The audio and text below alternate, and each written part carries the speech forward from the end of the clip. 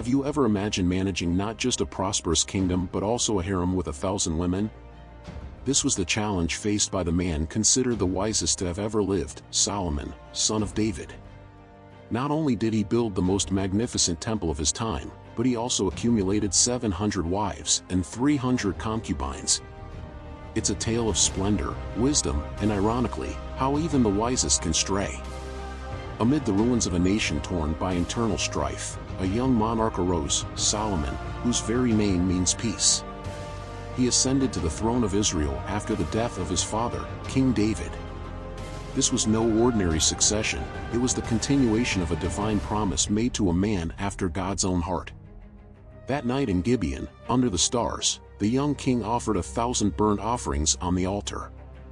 The scent of the sacrifice ascended to the heavens as the entire kingdom watched its new leader.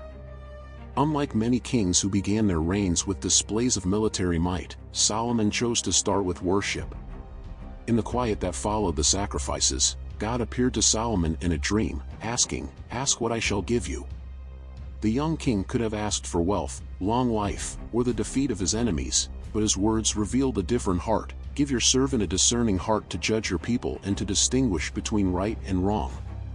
The Lord was pleased with his request, promising not just unparalleled wisdom but also wealth and honor like no king before or after him would ever know. The young man who had risen to the throne now stood as the wisest on earth. The morning sun illuminated Jerusalem as two women knelt before the royal throne. The hall was filled with nobles, advisors, and guards, all in absolute silence as the drama unfolded. "This woman and I live in the same house," began one with a trembling voice. "I gave birth to a son, and 3 days later, so did she. We were alone with no one else in the house."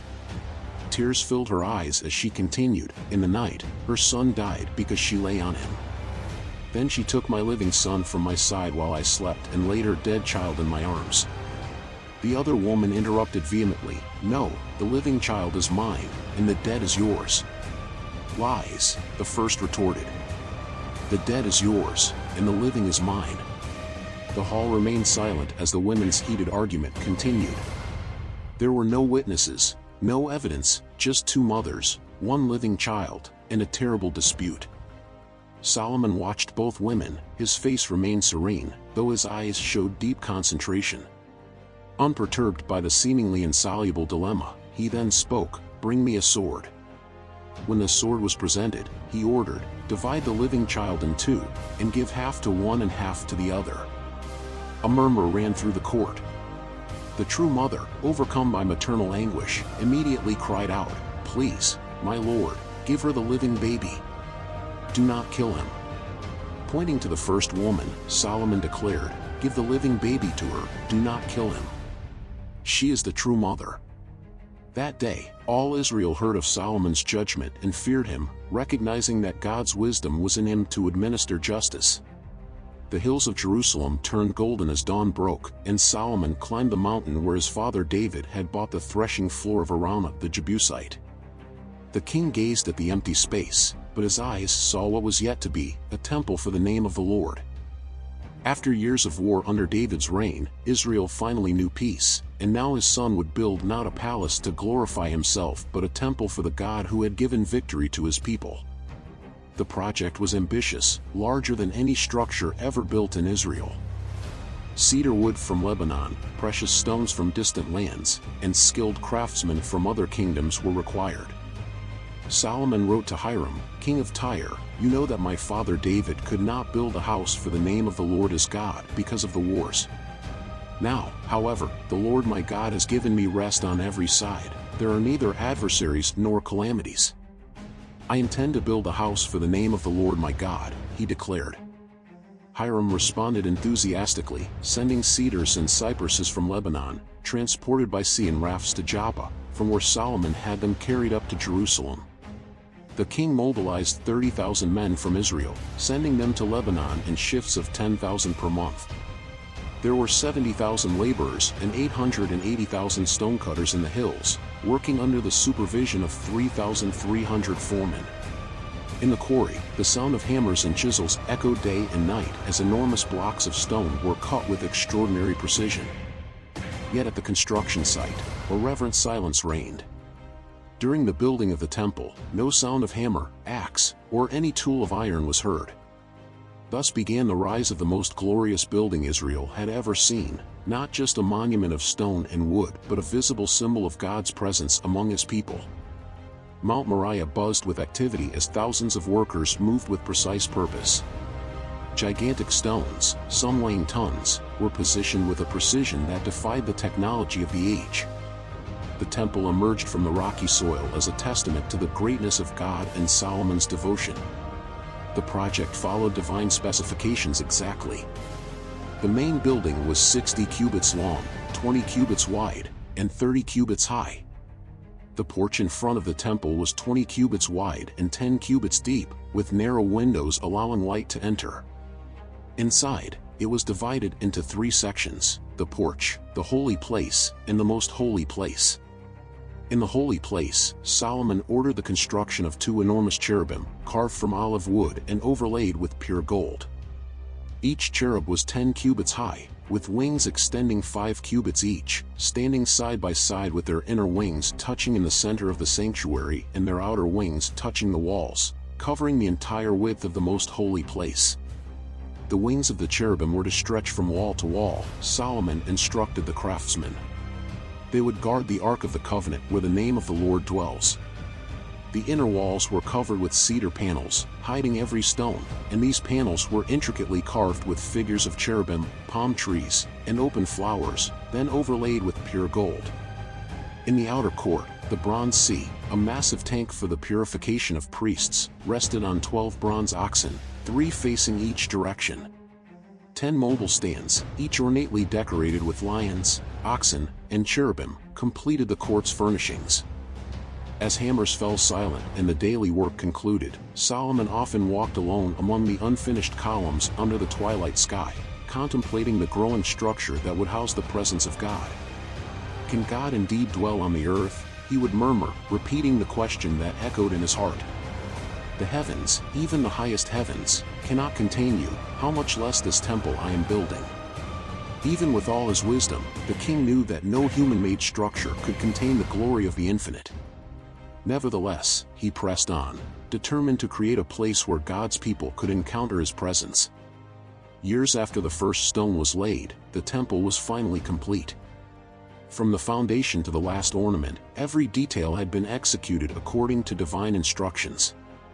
It was time to bring the Ark of the Covenant to its new resting place. The city of Jerusalem overflowed with Israelites who had come from all tribes, from Dan in the far north to Beersheba in the south. The people came to witness this historic moment. Solomon himself, dressed in his most splendid royal attire, led the procession. To the sound of trumpets, harps, and cymbals, the ark was lifted by consecrated priests.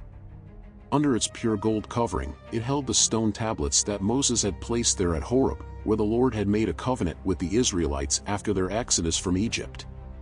With reverence, Zadok the high priest, who had been displaced by Solomon, ordered, "Carry the presence of the Holy One." The solemn procession ascended the temple hill, moving slowly among the prostrate crowd in worship. "Not even half of what I heard was true," the Queen of Sheba exclaimed finally, marveling at Solomon's wisdom and prosperity, which far exceeded the rumors she had heard. "Blessed are your men, blessed are these officials who are always before you and hear your wisdom." Before departing, she bestowed on Solomon 120 talents of gold, a great quantity of spices, and precious stones. Never again would such an abundance of spices come to Israel as the Queen of Sheba gave to King Solomon.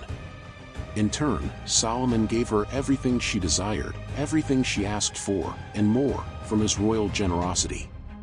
The sky over Jerusalem was clear as Solomon slowly climbed the eastern hill, his steps heavy, not with the energy that had driven him during the temple's construction decades earlier.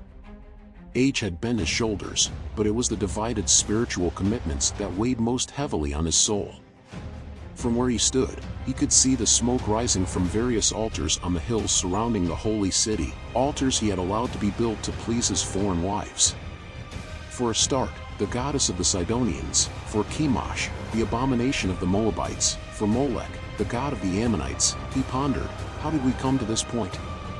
It had been a gradual process, almost imperceptible. First, small concessions to the religious traditions of his foreign wives, mere diplomatic gestures his advisors argued. Then private shrines within the princess's quarters, and finally public altars on the hills around Jerusalem. His once brilliant mind was now torn between conflicting loyalties. The man who had written, "The fear of the Lord is the beginning of wisdom," now felt the fragmentation of his own devotion. Nathan, the son of the prophet who had served his father David, approached silently. "My lord, a message from the God of Israel," he said. Solomon slowly turned, something in his gaze revealing he already knew the message's content. "Thus says the Lord," Nathan began, his voice firm despite the gravity of the words. "Because you have done this and have not kept my covenant and my statutes which I have commanded you, I will surely tear the kingdom from you and will give it to your servant. However, I will not do it in your days for the sake of David your father, but I will tear it away from the hand of your son." A heavy silence followed the prophet's words.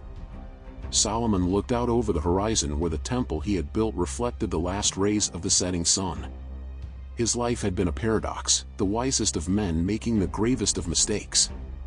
"Wisdom without obedience is like a building without a foundation," he finally said. "I wrote thousands of proverbs for others, yet I failed to live by my own teachings." As he descended the hill toward the palace, the king reflected on the contradictory legacy he would leave: a prosperous kingdom but internally divided, a people burdened by taxes to sustain his luxuries, a harem of 1,000 women but a heart that never found true satisfaction. The man who had had everything ended his days understanding what he had written years before: "Vanity of vanities, all is vanity. Fear God and keep his commandments, for this is the duty of all mankind."